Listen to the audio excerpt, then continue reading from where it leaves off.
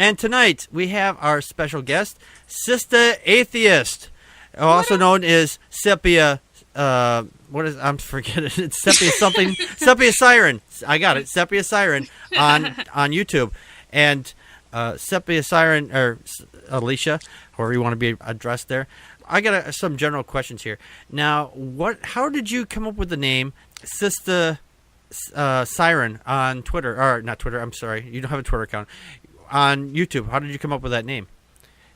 Well, the one thing I noticed when I was listening to like the atheist experience and different things is they kept talking about how there wasn't a huge black voice in the atheist arena.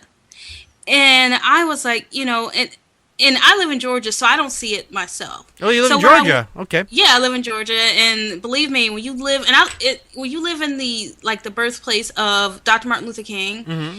It's like they think you're pimp slapping King when you say you're an atheist, right? Oh, so you can't be from anywhere and not being atheist just because somebody who was really religious lived there. You can't be that either. Exactly, and especially if you're brown.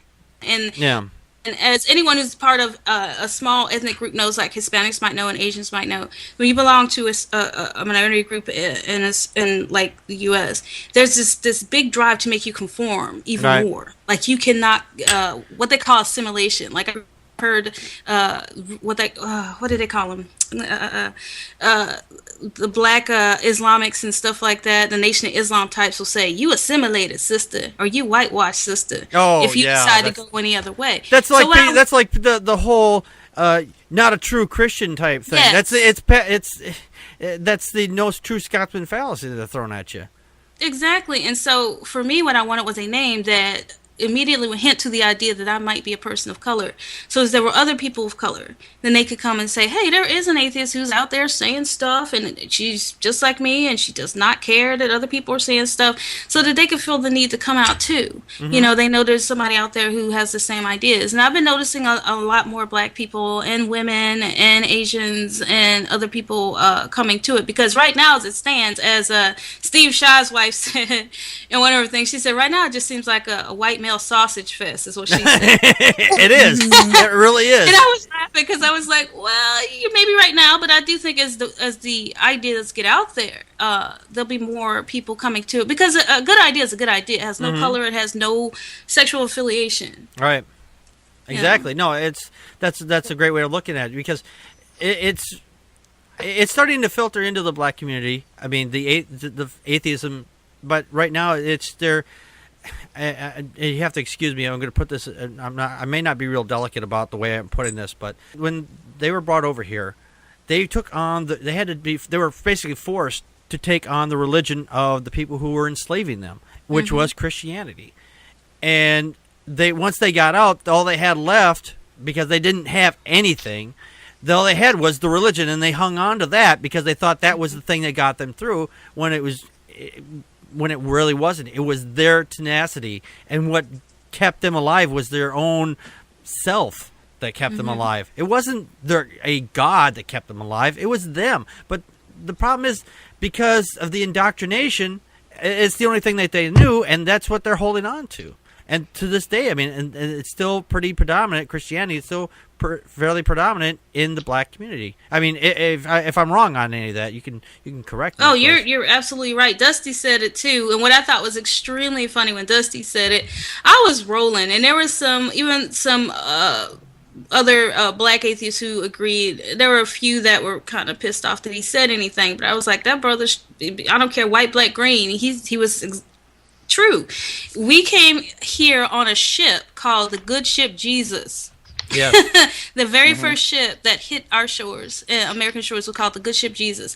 And so my thing is, that is so symbolic of what happened to us. Right. Because before we came over here, we had gods for vomit. We had 101 different gods, and now we just believe in this one. That didn't happen by osmosis. Right. I'm sorry. I forgot to ask you. I know I asked you this, but I don't think we got around to it. How did you come up with the name SepiaSiren for your screen name there? Oh, the SepiaSiren? Yeah. Well, I'm a singer. And so, I used to sing. And so the siren part was to allude to the singing, and of course sepia for the brown. Trying to be sort of romantic with it. Okay, all right, no, that's fine. You were religious at one time. How did you come to your non-belief? Ooh, that's a big long story. Actually, there's a gentleman. Good thing we got time. That's actually, I want to hear that story. Actually, yeah, so do I. Actually, that's the reason why we ask these questions.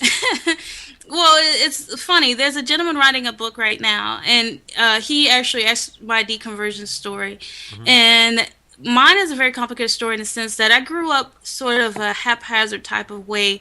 I had a mother who was religious, hyper-religious, but a lot of it had to do with the fact that she was a paranoid schizophrenic, and part of the illness has to do with hyper-religiosity. And so she would think she was saying demons and spirits, and if she did, she would grab us and make us pray and that kind of thing. Oh, geez. It was crazy, and so but during those times I wasn't sure what was real, what was not real. And when I was 6 years old, I found a chick track of all things that described salvation in a way I'd never heard before, and I sort of self-converted at that point and became sort of religious, and went in and out of different churches trying to find the truth. I went to various denominations. I was a Mormon. Don't hate me. I was a Mormon.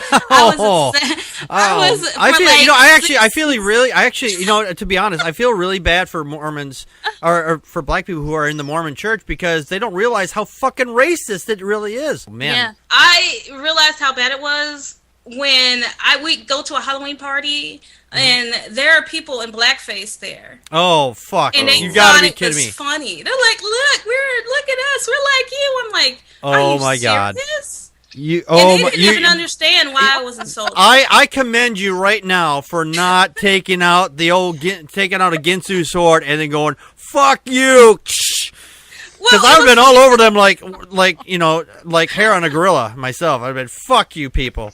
Not enough magic underwear to protect them from... No. Yeah, no shit. Shit. And to get a little bit too TMI, I found out in an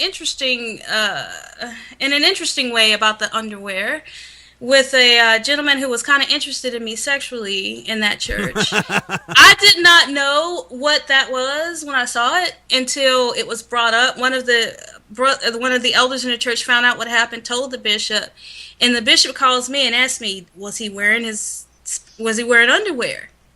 And I'm like, yeah. Yeah, you never take that shit off. I didn't know what the hell he was talking about until much later. Even with the thing with the president, the presidential elections where the magic underwear came out. Until that point, what the magic underwear meant. I was like, what? I didn't understand why he was asking me about underwear at the time. It is so fucking bizarre. I understand. All I know is that they've got. That they can't take it off for any reason, and they think it's protecting them. They think, like when Mitt Romney was out there roaming around trying to become president, he thought that this was going to, didn't want to wear a bulletproof vest or anything because, my magic underwear will stop any bullet. Well, what's funny, when I told the bishop that he had indeed removed his stuff, he got excommunicated. Really? Yes, he got excommunicated and sent back home off his mission when they found out that he wasn't wearing his magic underwear. Really? Now that's how serious they take it. Wow, that's damn serious. And then after that, I was a Seventh-day Adventist. I was a Jehovah's Witness, and I finally settled in on Southern Baptist. And this would talk charismatic. I spoke in tongues, y'all. I did the holy roll-in and all that stuff, and I was there for a number of years. Yeah, I did something like that once. I was involved with a Pentecostal church, so I understand about the holy rollers and shit. Believe me, I saw a lot of rolling. I saw a lot of flopping around on the floor. I saw people jumping in the air, and they thought they were being held up by God, I guess. I don't know, whatever. Well, you know what I think it is, because when I look back on it, you notice this always happens. Before that would happen, they start playing the music, and they start playing it really loud, and they start dun dun dun dun dun dun, dun, and everybody gets all up into this fever pitch. And I think it just becomes a sort of a mass type of a thing, where you almost feel a pressure to do it. Oh, yeah, absolutely. You know what I mean? And that's what I think of, because when I look back on it now, I'm like, what the hell was I doing? Yes, absolutely. Absolutely. It just doesn't make sense. And I don't feel like when I look back that I really was touched by God. And what made me wake up was... You mean we're touched by an angel? No, that's a TV show, sorry. Oh, man. I was faithful. You got to understand something. When I was part of it, I wasn't the kind of Christian that would call people not real Christians, but I tried I didn't drink, I didn't smoke, I didn't party, I didn't have sex, I didn't swear a goddamn I left the cigarettes in the bar. None of that stuff. And as a matter of fact, when I left the church and the first time I went to a club, I thought I was going to get struck by lightning. Seriously, I was so afraid to go into a bar. That's how far I was into the church. That's really sad that this is the kind of brainwashing they do. I'm sorry, I was kind of talking over it. I didn't mean to. But, when you said you didn't drink or smoke or anything like that, it's like, I don't smoke only because, it's healthier not to, and you have a hell of a lot more money in your wallet at the end of the week. But, I was going to say, there's an old joke that I don't drink, I don't smoke, I don't swear. God damn, I left the cigarettes at the bar. But, yeah, and so I was trying my best to be a good Christian, to the point was if I had a sexual thought, I would go literally into a closet, and I would pray for hours until the sexual thought would go away. Actually, that's what you did there is actually more biblical than a lot of Christians actually realize, because it says in the Bible, if you want to pray to God, you're supposed to go into the closet, and you're supposed to do it only where you and God can see you. And then, and basically what you were doing, you were actually holding to your biblical principles at that point, because there are people out there that they are... They're praying in public and all. They're like, oh, I gotta pray before my meal. Hey, everybody, look at me, how Christian I am. I'm praying and you fuckers aren't. I'm going to heaven, you aren't. I'm like, and they think that when I point that out now, they think I'm coming from a atheist place. But even when I was religious, I would have frowned on that practice. That is not what you're supposed to do. And so that's how devout I was. But what made me question, there were a lot of different things that occurred in this church. I was the secretary of the church, and the pastor made me take care of the money. And one thing I noticed she was doing, and this is why we had very poor parishioners, she was taking $200, $300, buying herself fancy dresses. She was renting cars. She was doing all this stuff. And you had families in there who could barely pay the tithe to be there. And and then I heard her one day joking about how one of the parishioners was suicidal. But I kept it to myself. But what came to breaking point was I wanted to tithe, and a bill came in, and I was like, crap, I got to pay my tithe. Yeah. And then I said to myself, well, you know what? God is a loving God. He will see my heart is right, and I will pay for this bill, and I'll double my tithe next week. No sooner did I not pay my tithe, Pastor Hunt calls me on the phone like, Sister Alicia, I noticed you hadn't paid your tithe. And I was like, This is when you were the Mormons, right? No, this is when I was the Baptist Pentecostal. Oh, okay. All right. Yeah. I never got that one. They never came after me for that every week. They never said, "Hey, you didn't pay your tithes. We got to come over and break your thumbs." No, they don't.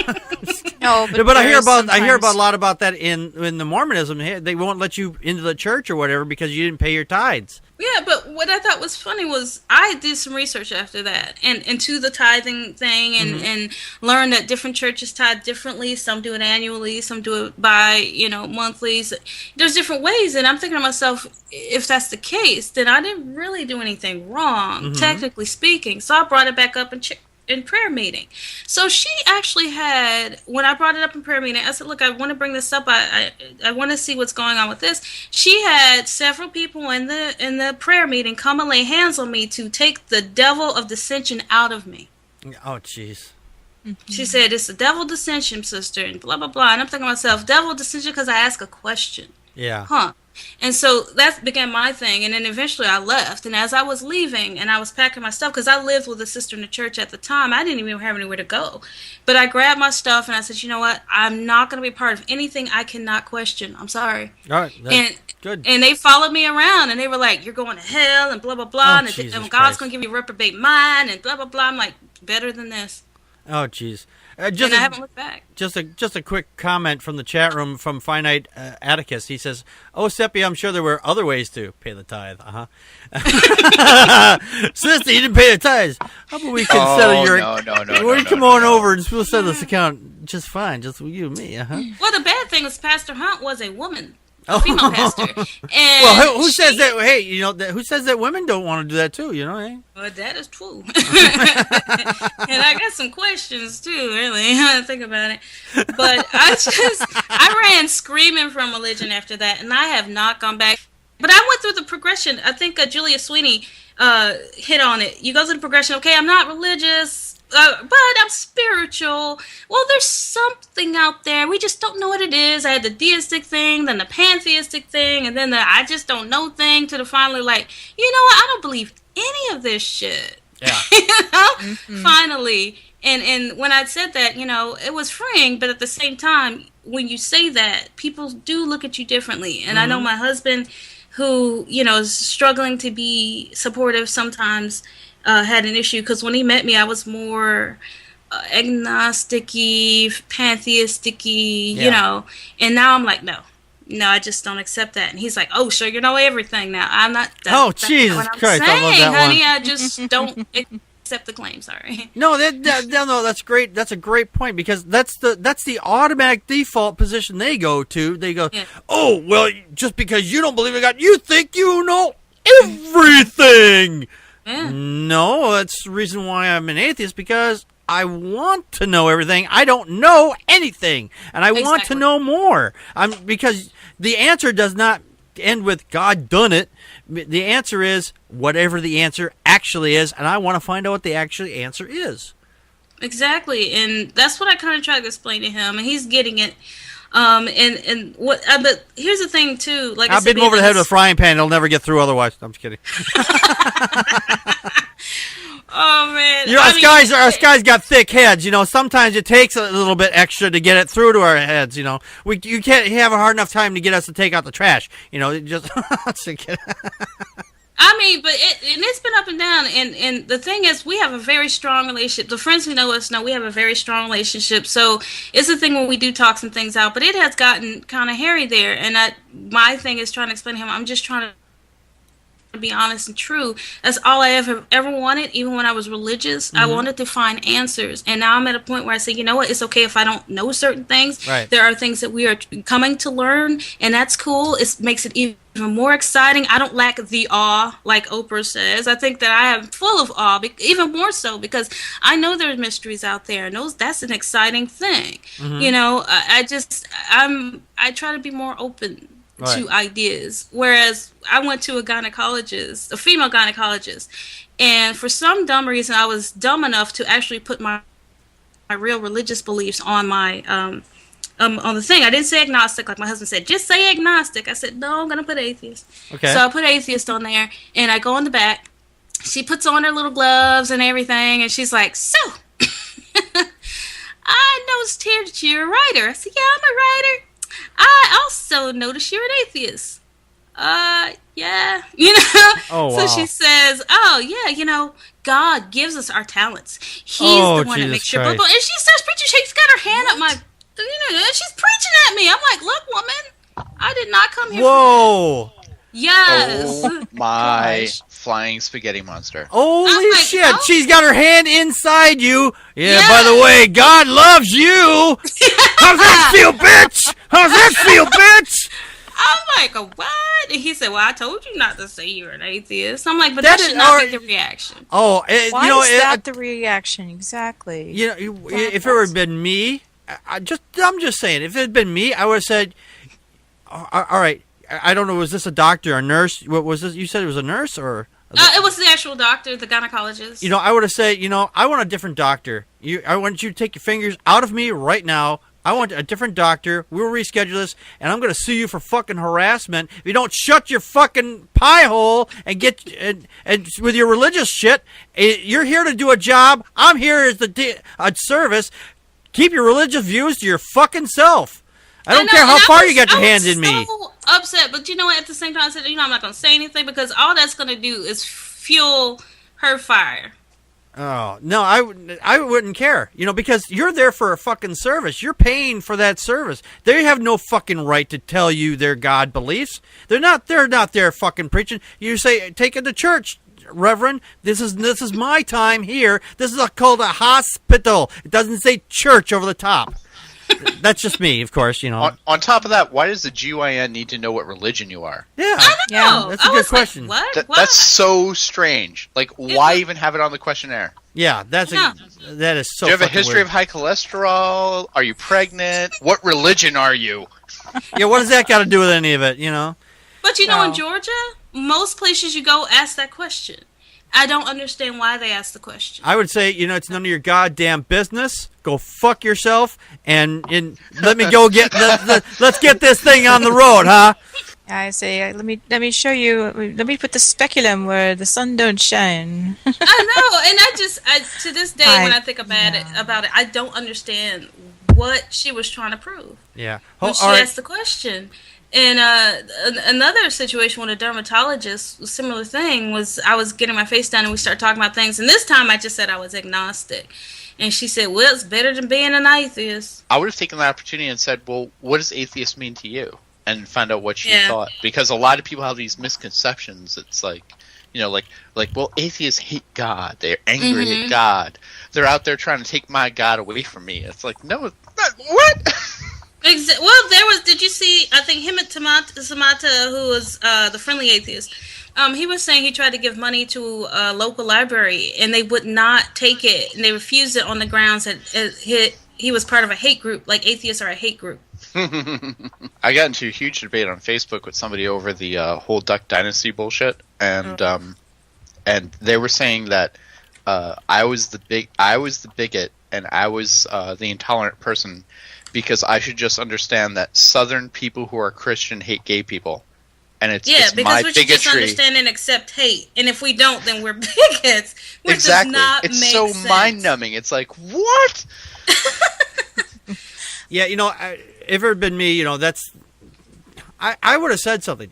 This doctor should have lost her license, or at least fined her some shit, because the fact is that this is none of their business. I mean, there's no point to asking, you got a high cholesterol rate, and you look like you're coming down in the flu. And by the way, what religion are you? I mean, what the fuck does that got to do with anything?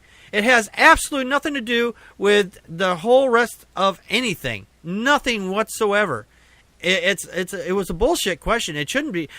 Mm-hmm. But there are. I've seen this before. Even here in Wisconsin, it says religion. It's like, why the hell do they need to know your religion? But that was, I was taking my daughter for some other treatments, and they had to have that for their records, I guess. I was like, I just put down atheist. It never came up, but I think that if they had, I think that they would have been afraid to deal with me, I guess. But well, everybody should be able to put not applicable NA. Yeah. Or just put none of your business. Go or fuck not even, yourself. Maybe I should have not even said anything. But no, at the time, you did the right thing.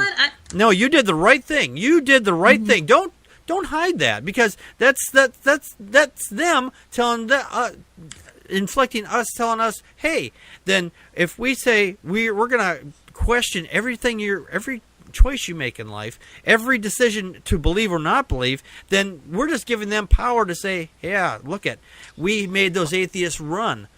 Fuck that. Well, and look at it this way. I'm looking at it like, how surreal is it that you're sitting there with somebody's, hand in your stuff, and they're saying this stuff to you, and I felt like I was like being punked. I was like, are there cameras in here? Why are you saying this to me? It was just so bizarre. And it's just, but they make these steps, like you said, to kind of alienate atheists, to make us feel like we're the bad guys. They're trying to call us a hate group now, and all these types of things, just to silence us. Because if you say, oh, don't be a bigot, we're the bigots all of a sudden. Oh, yeah, that's, you hate God. Yeah. I hate God as much as I hate the Tooth Fairy, as much as I hate Bigfoot, and as much as I hate, the Loch Ness Monster. I hate all of them just as much. But, what the fuck ever. They say, well, those things don't exist. Bingo. Did you just get the connection? But anyway. Well, blame James Cameron. Or that's his name, right? Not James Cameron. Kirk Cameron. That's the filmmaker. But anyway, because Kirk Cameron goes out there and says, I used to be an atheist, and then he builds this straw man atheist character, which makes me think he's full of shit and he never was an atheist. Right. Because as I slowly became an atheist, I started to understand what atheists believe. And I know what an atheist will never say. And one thing they will never say is, one day I woke up and realized I hate God. I'm like, no atheist would ever say that.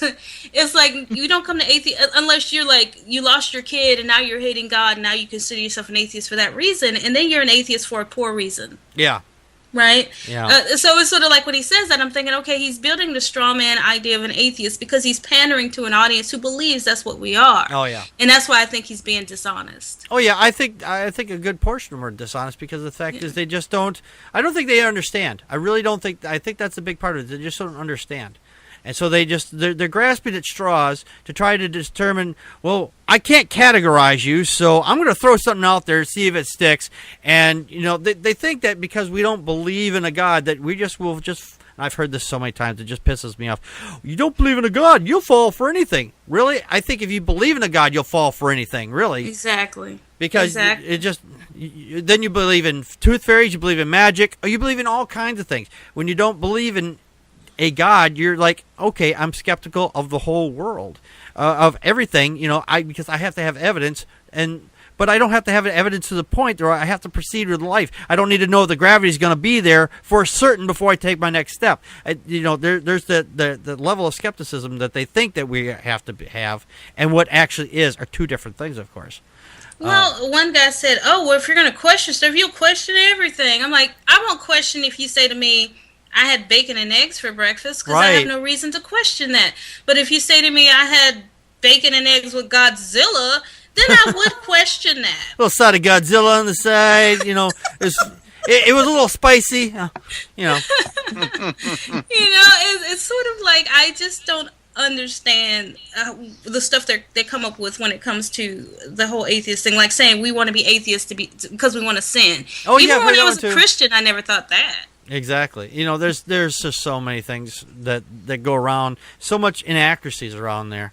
But anyway, let me get on to my next question here. What do you do to produce your videos? What programs do you use to make it? I mean, you've done some very interesting videos. You were trying to do some kind of green screen thing, and that was kind of it was kind of interesting the way you had everybody floating through you. I thought that was actually kind of cool. That was like a fail too, because I was trying to do something else and that happened. That's kind of cool. The best discoveries are failures. The glass window. The glass that's in your window, the safety glass. That was a fail. That was an accident that happened, and that turns into something great. What you did there was actually kind of cool. So whatever you did to reproduce that, you should do it again actually.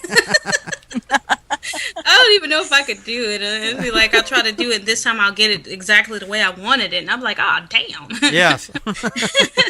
But anyway, what kind of software do you use anyway? I'm sorry, I just kind of off on a tangent there. I use Adobe Premiere. I have the Adobe Suite, and I use the CS5. I actually want to upgrade it to the latest.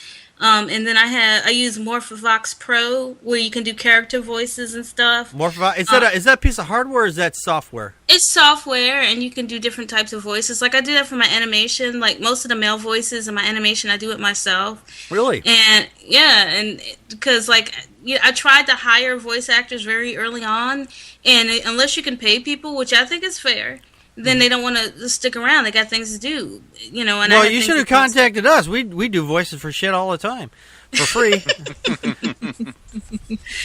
But I just did the Morphox and then I also use Audacity. Okay. Yeah. Audacity's good. That's a good one. How did you get into making YouTube videos? And are there other YouTubers out there that you've checked out? I got into doing the YouTube videos, actually after seeing the first atheist program I really got into was the Atheist Experience. And then I started going and surfing and looking at other people like True Surge and Wildwood Claire and different things and just loving it. And I was like, I want to do the same thing. Because initially, when I first started my channel, I did it for my music. I was trying to get my music out there and promote my music. And after I got out of music, after I had my kids, I started doing freelance writing. And my husband, who's very technical, he knows I do screenplays and comic books and stuff. And he was like, you know what? You could probably animate your stories, because I was trying to get my stories out there. I had an agent very briefly, and he said, you know, one of them I wrote called La Petite Mort at the time. He said, you could actually give this to an animation house. So we tried to shop it to some animation houses. And at one point, my husband said, you know what, why don't you animate yourself? I was like, shoot, I don't know. I barely know how to set up my email. I can't animate a whole Where do you put the sausage in the keyboard? I don't understand. I was like, what? And so he's like, he taught me step by step, and then I took to it like a duck to water. Well, that's and good. Started animating and writing, and so that's how we got the suite and all the different stuff and the render boxes and things. Yeah, you know, that's your animations are really top notch. I think. I mean, they're just the stuff that you do. I mean, I don't think I would have the patience to do that. I don't have the patience to do this, but I'm still doing it. Oh, and the frame by frame thing is like what drives you crazy as an animator is if you could do 5 hours worth of trying to get something right, and then you play it back after it renders for 10 more hours, and you see a hand go through a chair in a split second, and maybe the average person won't notice it. I will notice it, and I tear my hair out. It's crazy. Yeah, no, I understand that. Because I play this game once in a while. It's Saints Row 2, and I see people walking through car doors and shit, and it's like, what the fuck? It's really, it's like, nice glitch, you know, and that's the kind of things, I notice those kind of things too. So, yeah, when you're going to be the person that's in charge of all this stuff, and you're the one that's doing all the work, you're going to be the one that's going to be the most hypercritical of your own work. Well, yeah, and most of those people have teams, and it's just me, so I definitely can't catch everything, and it just sucks. But one of these days, what I hope is to have a team. Yeah. I hope. Yeah. What's one of the other best YouTuber channels out there you've seen? I mean, besides Packard Pokes At, of course. Oh my goodness! Nobody watches this show. It's just a few people here. I actually want to shout you guys out. I love the show. Oh well, thank you. I've seen so far, but it's hard for me to choose because there's several that I follow pretty religiously. I love Steve Shives. I love Wild with Claire. I love True Surge. We had True Surge. We had True Surge on the show here at one time too. Oh, he's awesome. He's awesome. The way his mind works, and he did a series. I watched the whole series in one sitting. If I don't even know if I would pick. I thought the #1 janitor had a pretty good channel. I've never heard of him.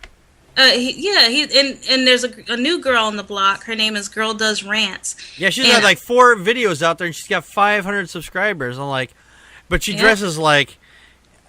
It's almost pornographic, but yeah. Well, she's got nice who is this? Girl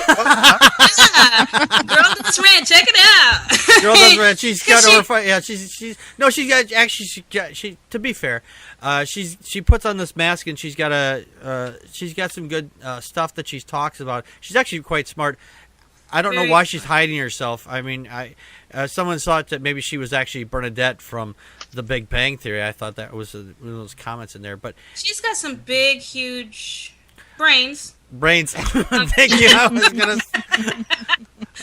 Seriously though, she's awesome, and so she's a new person that I found that I love. But if I were gonna pick, I'd say Steve Shives is my favorite. And we had him on the show here too. Steve? Oh, yeah. Man, I love... What I like about Steve is that... in Seth, the same thing. Mm-hmm. Amazing A is cool. Don't get me wrong. And I think he has his niche. But what I like about Steve and Seth, and I think they're so appreciated for what they do, is that they bring the everyman element, the approachable element, the person who's not screaming at you to understand his point of view, but giving it to you in a way where somebody might actually sit down and say, okay, tell me and explain, what do you think? Yeah. As opposed to just getting pissed off and saying, you prick! We do that here on the show. We do that here a lot on the show. You did what? Fuck you! No, I'm just kidding. Oh yeah, and somebody mentions Peter too. Essence of Thought has. Oh that. Yeah, we had him on the show here as well. Yeah, and he's so adorable. I could just picture his little drinks. He's so cute. I love him. Next time I talk to him, I'll tell him you said that. Yeah, let him know. He'll be like, "Oh God." Just the atheist just want to pick you up and just take you home. Ooh. My pocket. Yeah, I mean, because it's funny because he's 19 the time. I'm like, man, if I had a time machine, I'd just be back there and I'd be traveling to Britain. We had some coffee. Apparently, Finis Atticus said something. You don't love me? Oh, you know I love you.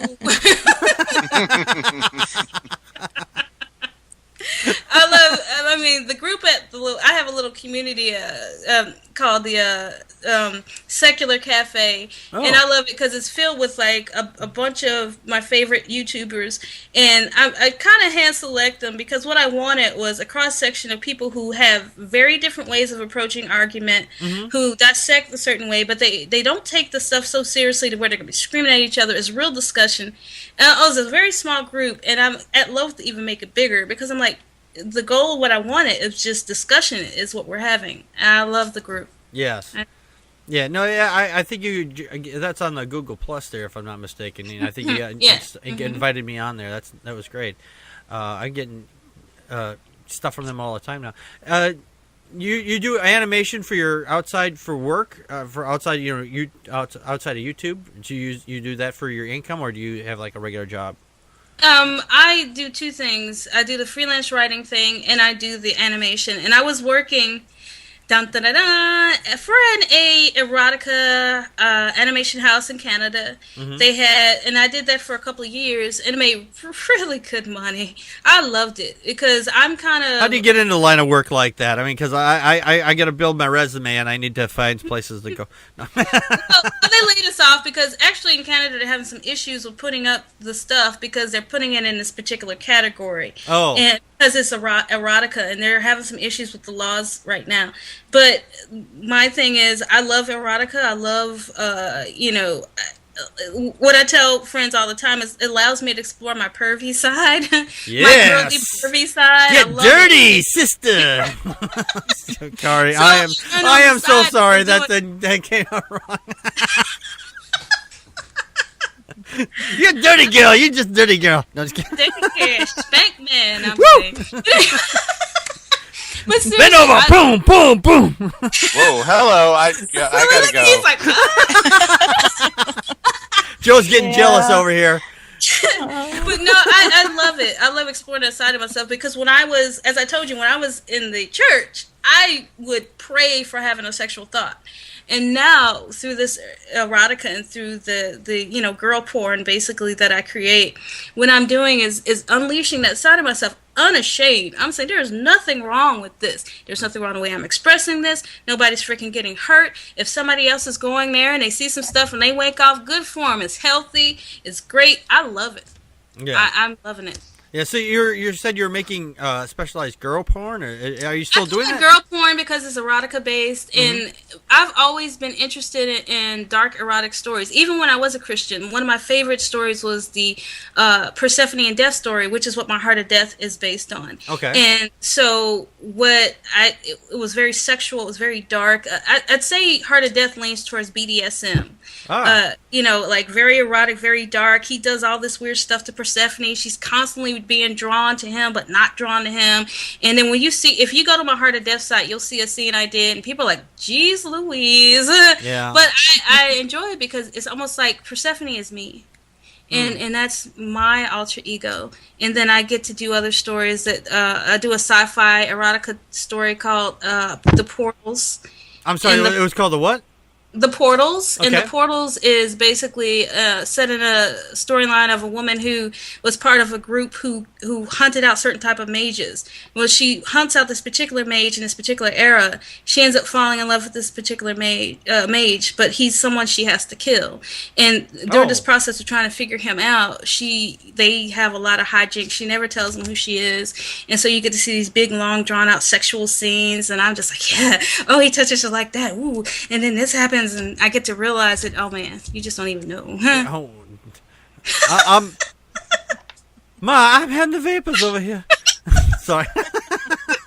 Now this is online. Hold on. Yeah. Joe needs something to read. Let me go to. Anyway, hold on. I want you to look at the video on Heart of Death, and I actually put a disclaimer up because I don't want nobody's suing my ass. But let's see, Heart of Death. Okay, here's the thing. And there's a video on there, and it just gives you a taste of... I want to do a full feature of Heart of Death. That's heartofdeath.com?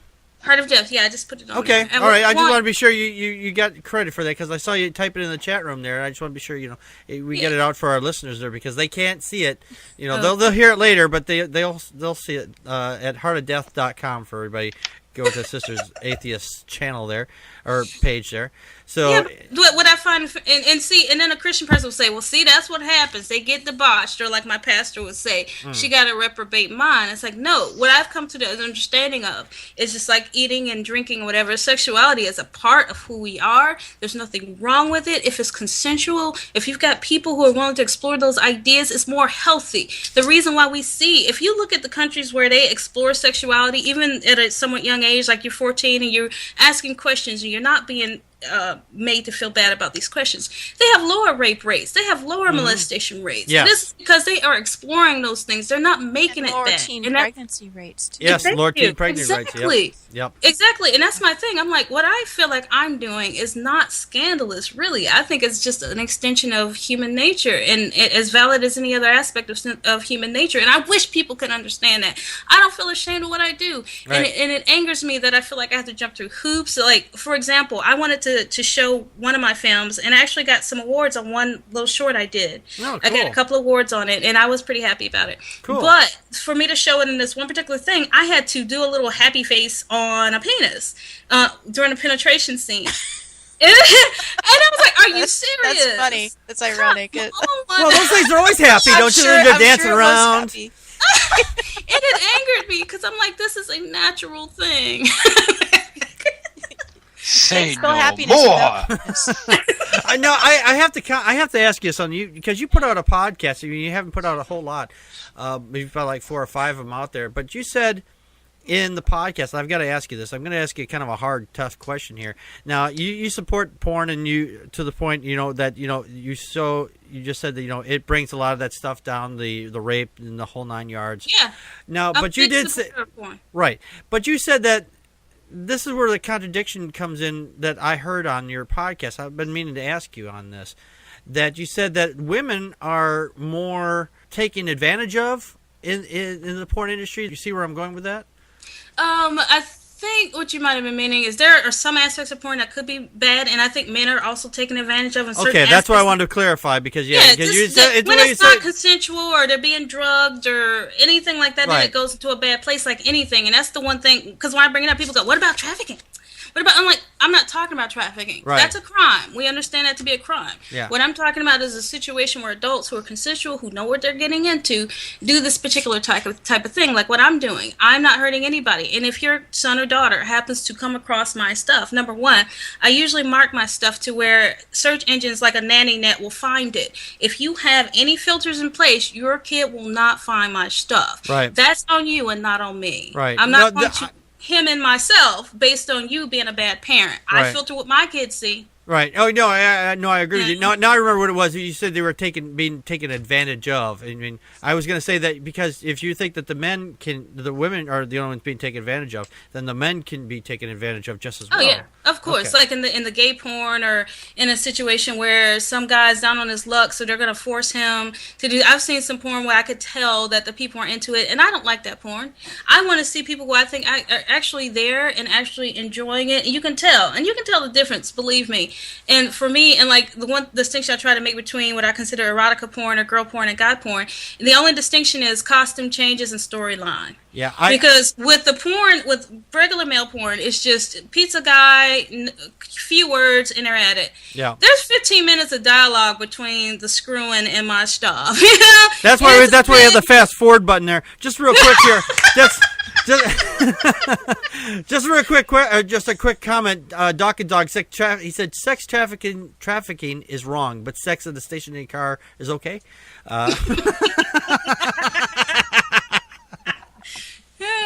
I am sorry. I saw that in there. I had to put that out there. Well, if the traffic backs up, then Yeah. It's like... You also said that if your daughter were to get old enough and she decided to make that decision, you would reject the fact that she did this. You would not be happy with that decision. Only because the way I look at it is, just like with anything else, like I wouldn't want her to get tattoos. Okay. Well, you gotta. To me, that kind of speaks. It's like, oh, it's okay for everybody else, but not for my kid.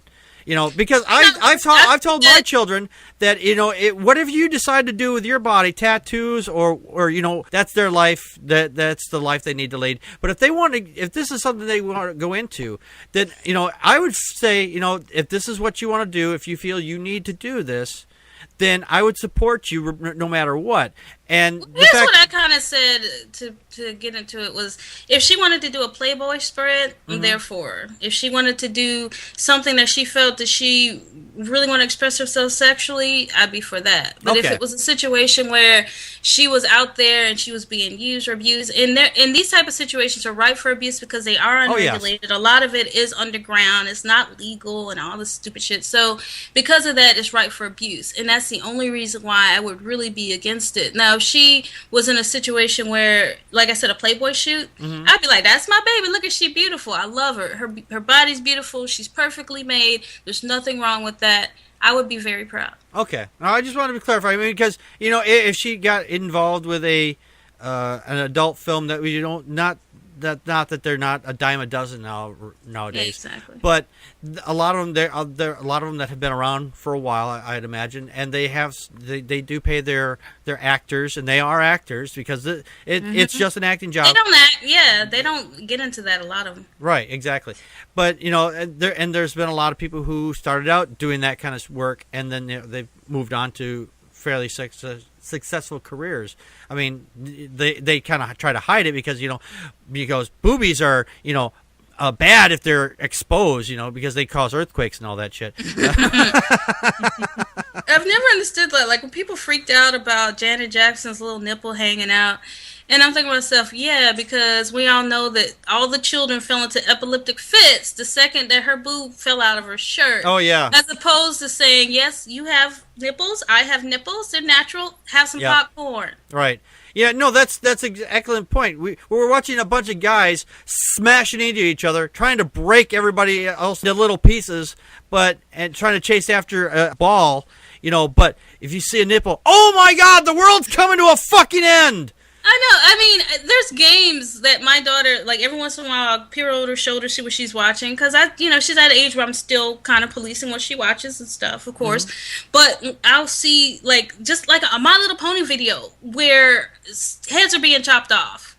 I'm like, what? Oh, that's acceptable. Of course it's acceptable. That's acceptable, of course. Yeah, but nipples? Oh, no! They'll turn into perverts if they see a nipple! I know, and I'm like, and my thing is, they look at me and they go, oh, you're an example of a pervert because of how casual you are about sex.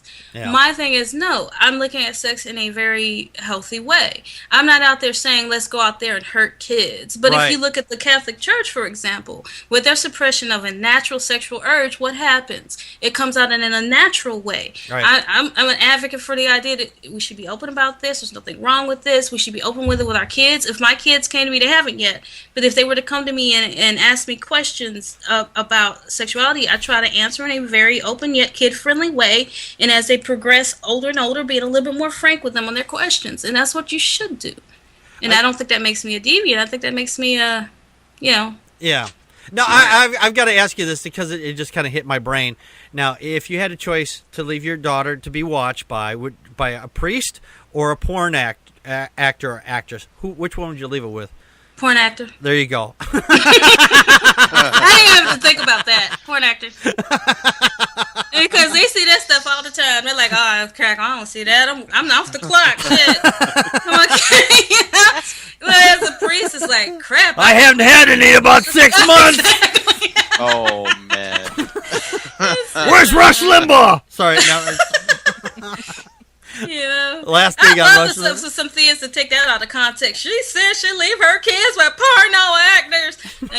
Read the whole context, dude. That's right, exactly. Read the whole context of it. Don't just porn actor. Yeah. It's all about context, people. If you take that out of context, I will fucking hunt you down and say something about it. That's what I do. That's funny. Finite Etiquette mentions the side hug. And you remember the song, Give Me That Christian Side Oh, Hug? yeah, that was a piece of shit. That was a piece of shit song. The whole movement was a total bullshit thing anyway. Worst thing since Stryper tried to make metal Christian rock cool, I think. Oh, yeah, exactly. Back in the day. That's wrong on too many levels. They've always done that. Exactly. All right, well, I'm going to turn the floor over to my co-host so I don't take up all your time tonight. And I have taken up quite a bit of your time, and I appreciate that. Joe, what are your questions for Sister Atheist? Yeah, Packard had such a good conversation with you. I'm going to try and keep it really brief. First of all, I'd like to say that I'm glad you told us your deconversion story, because I think that's a really good story. I very much enjoyed it. Mm-hmm. Thank you. One of the things I was going to ask you was what atheists inspire you, but you've already mentioned so many atheist YouTube channels and stuff that you've viewed and been influenced by. So I don't think, I mean, outside of the people you mentioned, can you think of an atheist that inspired you? Hitchens, without a question. Hitchens. Word. I wish you were alive, dude, because I tell my hubby, I'm like, I love you to death, but I'd probably be like, Hitchens. Ooh, I love Hitchens. I love him, and I love Tracy Harris of the Atheist Experience. And the reason why I love her is that she has this way, like, Matt's awesome, but she has this way of putting things where if you were trying to come up with a theistic argument, you're like, crap. She just has this way with analogy and putting things in, and I have even said, because I'm bisexual, right? So I call her my girl cheat. It's like she'd be my girl cheat. I love her, and she's just an amazing person. And so of the two, it would be Tracy Harris and Hitchens, and I love Hitchens because and my husband agrees with this. You got to understand, my husband thinks all atheists are arrogant pricks, really. but he loves You're a bunch Hitchens. of smug assholes. Yeah, but he loves Hitchens, and the reason why he loved Hitchens, he said he had a way of coining a phrase or putting things out there in a way that you just loved him. It didn't matter how he said it. He could have just said, your hair is atrocious and your clothing is beyond repair. And you would have been like, he said, I love you, Hitchens. He just had this way. Yeah. And there's just nobody has that. On our arena. I love watching the Atheist Experience. They get these people that call in, and they don't even have to try half the time. It's like, you heard this argument, heard that argument, and it's because they keep asking the same fucking questions over and over again.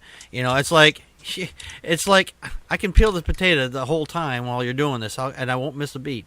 Because you're not going to piss us off because you've asked stupid questions and we've heard them all before.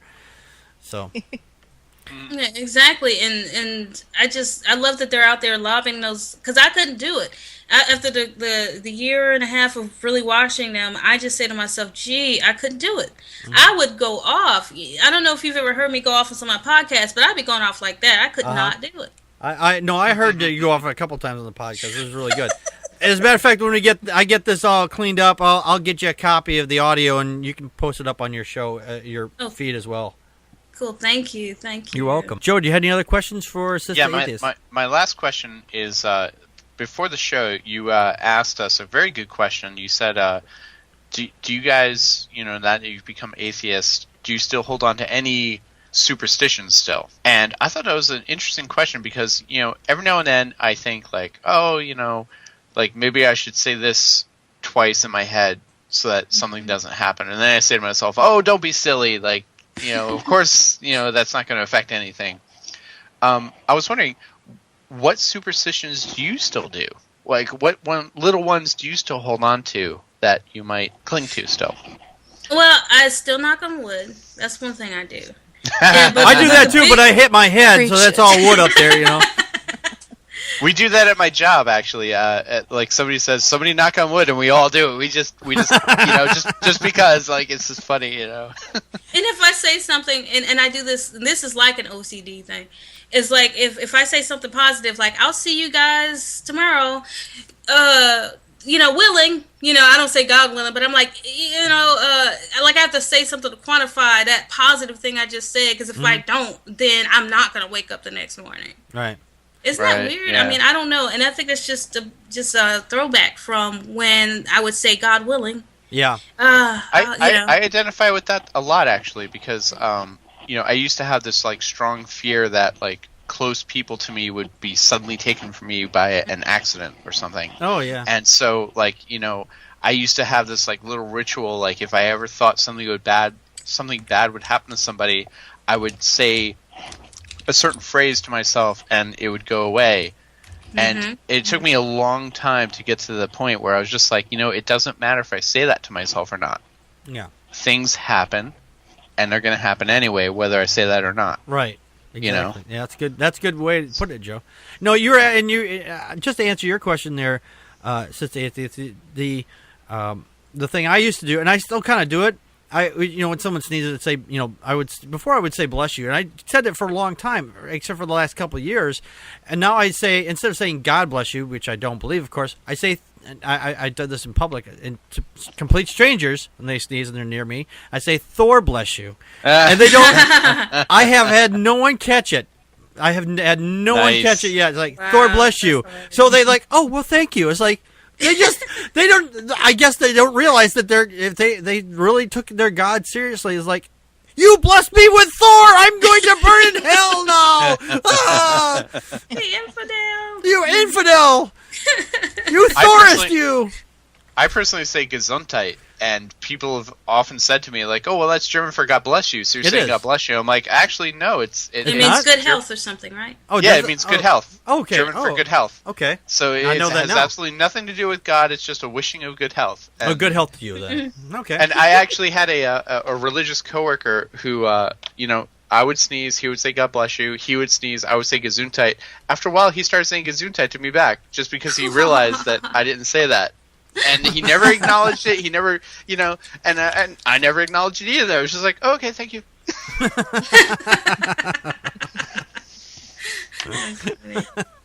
But yes, that is my final question for you. I yield to Connie. Okay, Connie, what are your thoughts for Sister Atheist? Well, did you draw before you started using computer programs?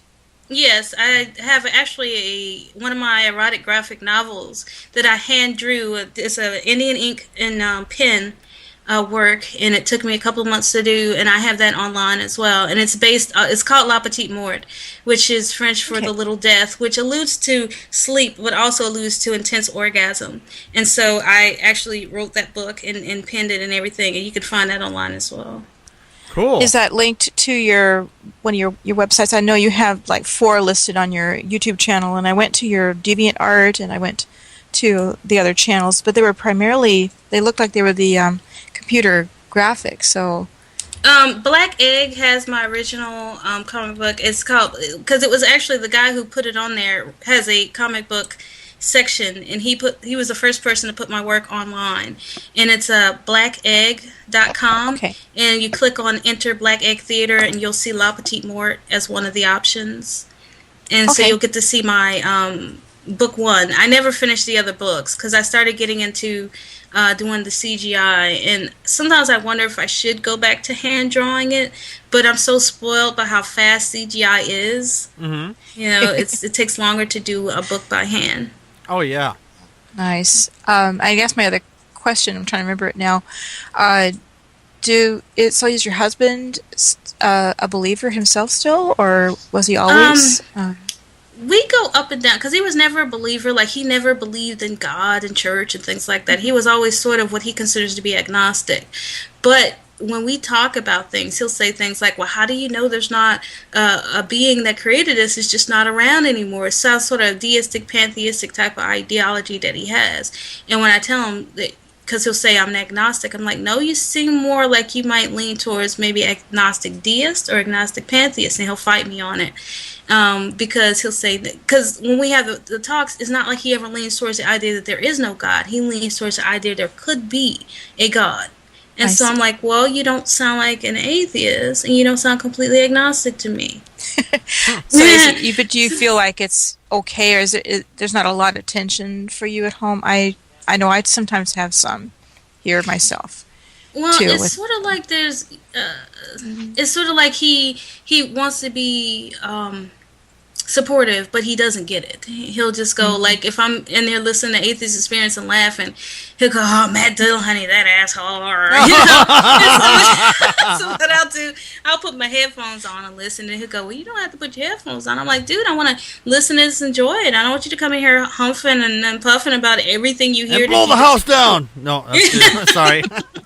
So it's sort of like we don't talk about it too much and everything. And I think that he like I say, he wants to be supportive. He's not going to browbeat me, but he doesn't get it. Right. Interesting. That's good. Okay, we're going to take... Connie, do you have your... I think that'll be good. We'll take some questions from the... chat room? Hey, what a great idea. Chat room. We have time. Now is your time to ask Sister Atheist your questions. Woohoo! Okay. Someone asked me, do I get horny from my own animations? Yes, I do. Okay. And the reason why I say that is the whole point of why I started doing it is because I was channeling sexual energy. So when I create the scenes, like if you go to the Heart of Death and you see the scene where Persephone's being bent over by Thanos, that is a position I enjoy. Mm-hmm. So when I put that in there, that's me. So yeah, I feel like if I don't put my own sexual energy in there, you're not going to feel it. And the point is, I want you to feel it. I want you to have that same excitement. I got a question additional to that. I mean, after you've experienced the erotic pleasure, whatever, after you're like, okay, get into this, and then you go, I don't know if you go and take care of that or not. I jumped the hubby. Okay, jump the hubby. Come here, hubby. And then after you get done doing that and you go back to doing that, it's kind of like, yeah, I can do this now. All right, no problem. The stress is gone. And is it like? That's what I've always wondered about erotic animators. Do they after they've done, they do that and then they get it turned on and they take care of it? Do they come back? How long can you go before you have to go, okay, I'm getting turned back on again before I have to go and do this again? I mean, is it varied or is it like, I'm just kind of curious. And I think this is true of a lot of atheists. We're very heady people. Mm-hmm. We're very head people. And so for me, when I am creating this stuff and the storylines, I'm getting turned on even by the build-up of the story. So when I get to the sexual part, I'm already there. You know what I mean? It's like I'm already at the point of a big O. So, and then when it happens, because... women have the blessing of being multi-orgasmic. Oh yes, you do. You are, yeah. Well, I wouldn't say blessing. It's just biological. More than once. Yeah, I wouldn't say blessing because that's not the language I use. But it's a biological makeup of how we are. Next question is from Osterman. He says, "What's the last major animation project you worked on, and how recently?" I've worked on a couple, and there's actually one I did called The Journey of Soul. And I actually entered it into a contest. And I like Greek mythology, and I base a lot of my stories on Greek mythology. Mm-hmm. And this one was based on Psyche being taken away by Eros. And in it, she is seduced by him. And then later on, when she begins her quest to find him, because he leaves her at one point. She does it not only with the idea of finding love, but also finding knowledge, like what has happened. And her quest for knowledge is bigger than the quest for love. And the allegory I'm trying to make there is, love is fine, but our quest for knowledge is bigger. Right. And it actually placed in this particular contest. I won't know until January if I won the contest, but if I do, I win $5,000. Oh, nice. Nice. So keep your fingers crossed for me. Good on luck. That. Yeah. Well, I'll tell you what. If you win, if you win, let me know, and we'll set you up with a Packard Pokes At cup or something. I guess I don't know. Oh, thank you. Ooh, that'd be cool. Yeah. I like that cup. But only if you win. Oh man. We'll get you a special discount. What was from No Soup for Troll? I like that name. Was the strongest argument? Let me rephrase that. What was the strongest argument you came across that made you think about your position even for a moment? Let's see. just the idea that we just don't know, and that's valid. But at the end of the day, my position, and as I try to explain to my husband and those who ask, because I even recently had this conversation with an ex-boyfriend who asked me, what is it about that atheist thing? Mm-hmm. It's just the idea that the claims haven't met their burden of proof. But there's still the idea that just ever so minute that a guy could pop up one day and say, hey, I did create all this stuff. You guys are idiots. But then at that point, I'd be like, where the hell were you? Right. No, yeah, all you have to do is poke his head. You're like, maybe that might answer the question for me, but, that's the thing is, if I was the only one that saw it, it wouldn't answer the question for me. I'd say, show everybody or be gone, because that could be a hallucination. I'd have to have more proof, because that could be an alien that popped through his head and just been studying us. It's like, yeah, I'll just pose as their god. Exactly. And, that's still not, for me, that's still not 100% proof. Exactly. Because if God is real, it would know what it would take for me to go back to that shit. Real quick here, a couple more here from Casey. Says, my dear sister, what are your thoughts regarding intimacy between females? And Phineas Atticus asked a coattail question. What are your thoughts regarding intimacy between males? I could get good example. Phil Vallo of him is one of my favorite singers, and I think he's just beautiful. And if I had a chance to see him with a guy, I would pay good money to see it. I mean, I just think I'm serious. I like I said, intimacy to me is very spiritual and beautiful, and that's again why my stories aren't just wham bam thank you ma'am. They tend to be storylines, because I like to put the point of sexuality being spiritual and beautiful. Mm-hmm. So it's like, if between females, oh heck yeah. In my Heart of Death series, for example, Persephone's best friend is in love with her, and I'm thinking of this really cool scene between her, because she's this beautiful redhead and Persephone's kind of mixed with beautiful blonde hair, and I just see this scene of them coming together. And I love the idea of that. And I would totally do a bi-male scene or a gay male scene. I think it's all beautiful. Oh, that's cool. I mean, yeah, no, that's fine. I mean, I don't see anything wrong with that. I mean, that's not for everybody, obviously, but I mean, it's for the people who are interested in that type of erotica and so forth. Yeah, I mean. Yes. Do we have any other My Sick Bones thoughts? None of my fucking business. Spiritual or just wet and messy, and with after smake. What? My Sick Bones? He's British. Oh. I'm trying to figure out what his question was. With there's smoke. Oh, smoke. Oh, okay. Oh, there's smoke. Okay. Just and wet and messy and after smoke. Oh, I think he's asking you to smoke after and go, I mean, just left back from my goody two-shoe days. I never did the drug thing. I never did and like I said, I'll drink on occasion, but if I were going to go through the last 10, 15 odd years that I've been out of church, you could count on, one hand how many times I've actually drank in my life. So I don't get into that thing. I guess my only vice would be the sexual one. But even in that sense, it's still with its own rule set. Like, I would never cheat on my hubby or anything like that. I believe in monogamy. In that kind of thing. You know that monogamy is a recent concept, don't you? Yeah. Okay. But for me, I did very briefly, like when I left the church, I'm like, yeah, I'm going to do the 3-way relationship, and I explored some different ideas, and I did the open relationship thing. And the one thing I learned about myself as a person is that I feel more spiritually and sexually connected when I feel that person is there for me on that level, and there's nobody else for him or for me. And I don't have a problem with polyamorous people if that's what floats their boat, and they should have that right. It's just not my thing. No, I agree with you there. I just don't understand. I don't get the spiritual thing aspect of it because that adds a lot of extra baggage to the whole connotation of it. Because you say spiritual, then the people will take it, especially the religious people, will take it and go, oh, well, then that makes you believe in a higher power. I believe in the awe. No, but when I say spiritual, what I mean is sort of like when I was in the open relationship, we had sex, and it was nice. But when I have sex with my husband, it's just nothing I can't describe the beauty of the connection between us. I remember I said, I never understood the term making love, and I didn't exist until the day I met my husband. I think that's a more intimacy thing than it's not so much spiritual. It's more intimacy because the fact that because you get to know each other, you're not sitting out there. You're going, okay, I know which dials to push to get the button over here, the button over there, and then the fireworks go off. But if it's a matter of how to fine tune the dials just right.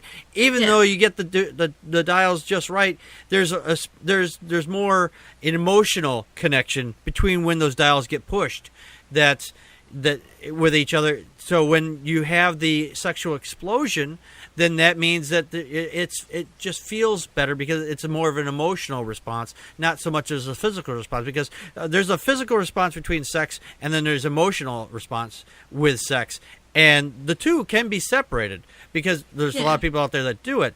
It's just that, when you're with your husband, it's more of an emotional response than it is just a and I physical felt that I enjoy that part more. I'm not for the casual because I'm a very emotional person, I guess. I'm a very passionate, emotional person. I like to pour my passion out, and you can't do that casually with a person. They get very skittish about you being very open, very passionate in that way. They start feeling like, oh, this person's trying to cling to me.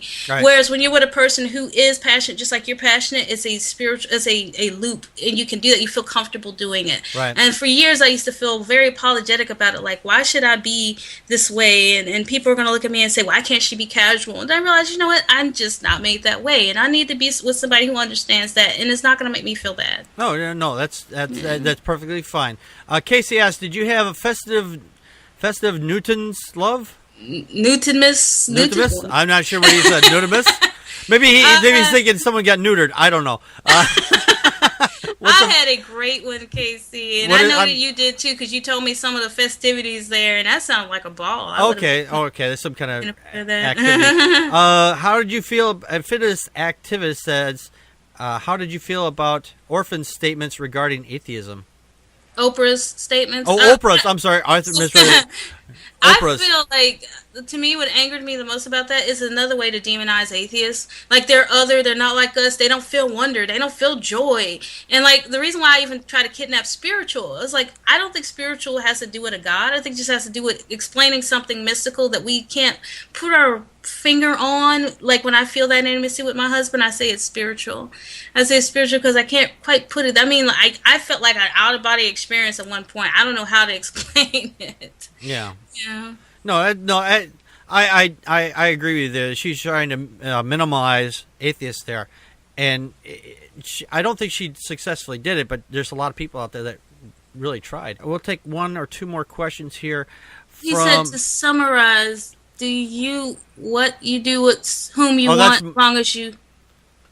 No, that's my sick bones. To summarize, you do what you do with whom you want, so long as you hurt neither person. No, and that's a great person. That's a great way of looking at it. No Suit for Troll asked, do you agree it is most probably impossible for it there to be nothing instead of something, because something is there, and that ever be that there will ever be, rather.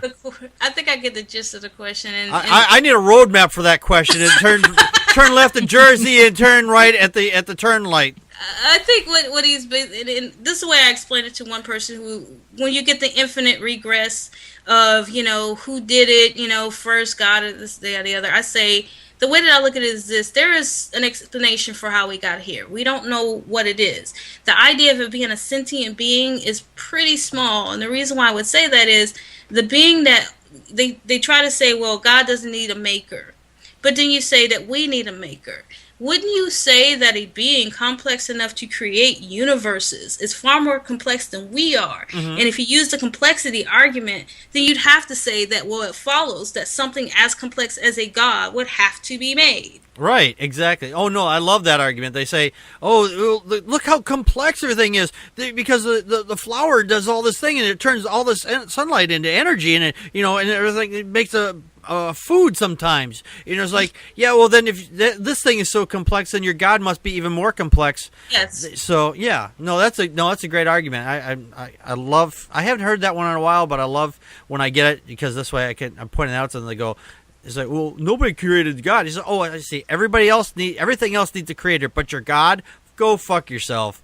And I would say that the universe would probably be far less complex than a God, and that there could be more likely that the universe always existed too before your God would have already existed. Exactly. And Phineas Atticus said that special pleading, he's actually right. That's special pleading. Yeah.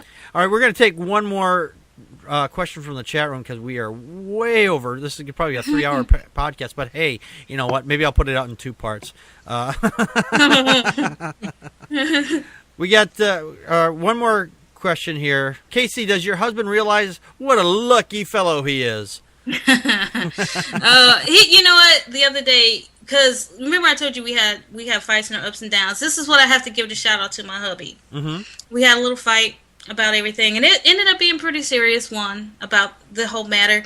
He called his parents and everything because I was so upset. They drove down from McDonough, Georgia, which is an hour and a half away from us, to be there. They came and they hugged me, and we all talked and everything. And because I was extremely, extremely upset to the point of, like, I don't know if I can take this type of thing anymore. Mm-hmm. And then he actually dug up, like, an email from when we first met. We're going on 10 years of marriage. Oh, he dug up an email from when we first met. And he said, you know what, I had to dig this up, and I just had to say, you know what, all you've ever asked of me is to understand. All you've ever asked of me is to love you. He said, you don't ask for much. You don't ask for the finer things of life. He said, so at the end of the day, yes, I'm a very lucky man. Oh, good. At least he and I was like, oh, and so I look at it as we're both kind of lucky. There you go. At least he recognized it. And he was thoughtful enough to go and look for that email and say, hey, you know. But absolutely. I think that at the end of the day, while he kind of admits to still struggling, he's to kind of comprehend it. He at least maybe won't be as snarky. Let's hope. Okay. You guys can sit your positive vibes or whatever atheists do. We don't pray, so. No. Was it positive vibes? Yeah, I don't know. I just say Thor bless you and be done with it. But anyway, you know he swings a hammer, right? Yeah, okay. That's right. No, just want to check. No, that's right. No, he carries a hammer. I always say, Thor carries a hammer. Your man was nailed to a cross. You do the math. Anyway.